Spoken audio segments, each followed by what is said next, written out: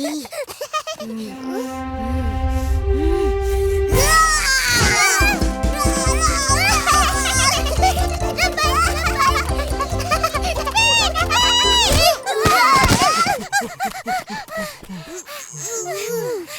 nampak? Ihsan! Ihsan dah hilang! Macam mana dia boleh hilang? Kat mana dia hilang? Tengok ni! Hai! Selamat datang ke video diari Ihsan. Sekarang ni kita berada di pondok mainan. Di sinilah Ihsan dan kawan-kawan bermain. Apa dia buat ni? Tengok ni! Mari dekat sikit. Apa tu? Siapa punya kerja lah ni? Mencemar pemandangan. Kena padam ni. Tidak! Bersih pun. Kawan-kawan, kalau nampak pencemaran macam ni, kita bersihkan. Alamak!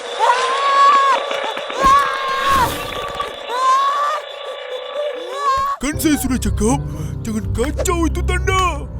Sekarang Ihsan sudah hilang ditangkap makhluk asing.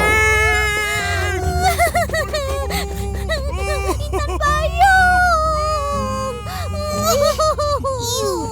Kau dah cari dia kat rumah? Dah! Aku panggil-panggil, tak ada orang jawab. Makhluk asing! Makhluk asing! Makhluk asing! Kan saya sudah kata, kacau itu tanda akan kena tangkap. Tapi kau tak kena pun. Saya? Yelah, kau tak ingat?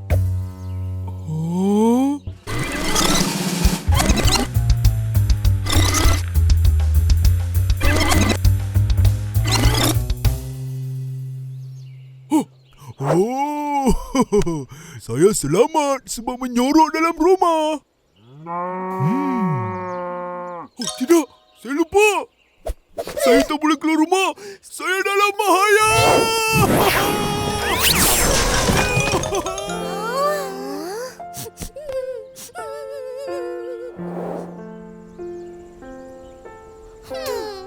Betul ke apa yang Cik cakap tu?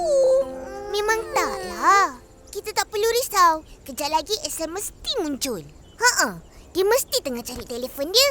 Kau jumpa kat sini kan? Ada permainan video Sarjan Husi. Fizi, mari tengok ni. Mana ni? Fizi? Fizi? Fizi? Mana kau? Fizi! Fizi! Fizi! Oi, kawan-kawan! Ada apa? Kamu ada dengar apa jadi pada Ihsan? Ihsan! Dia... Waduh, kasihan. Apa sudah jadi? Aku kena sangat lebah. Pagi tadi aku pergi klinik. Nasib baik tak apa-apa. Oh, patutlah aku datang kau tak ada. Telefon aku hilang lah. Ada sesiapa nampak? Ada. Mana kau jumpa? Aku jumpa kat pondok mainan tu. Ihsan lagi sakit. Kita masih nyari. Terima kasih. Sama-sama. Cepat sembuh ya, Ihsan. Nasib baik jumpa. Kau boleh main tak petang ni? Kita orang nak main konda-kondi. Tak apalah. Tidak! Ini ada tanda putih. Makhluk asing nanti tangkap Karus.